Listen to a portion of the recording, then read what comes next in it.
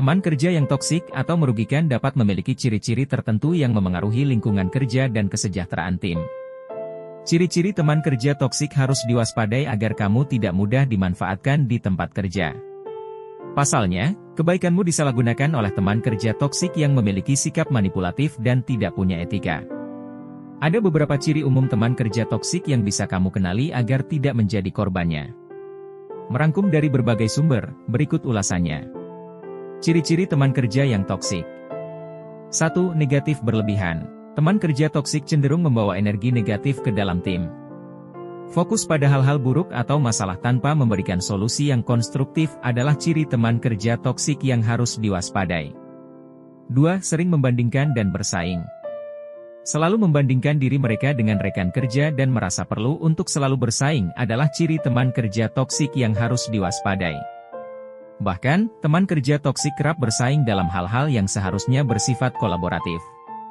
3. Kritik tidak sehat. Teman kerja toksik sering memberikan kritik yang tidak membangun atau bahkan bersifat merendahkan. Selalu menemukan kesalahan atau kekurangan dalam pekerjaan orang lain adalah ciri teman kerja toksik yang harus diwaspadai. 4. Sikap manipulatif. Teman kerja yang toksik dapat menggunakan taktik manipulatif untuk mencapai tujuan mereka atau untuk menjaga agar orang lain tunduk pada keinginan mereka. 5. Sering memancing konflik.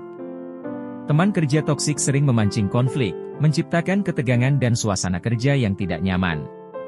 6. Suka gosip. Teman kerja yang toksik mungkin tidak dapat dipercaya dan sering terlibat dalam gosip atau menyebarkan informasi negatif tentang rekan kerja lainnya. 7. Tidak bertanggung jawab.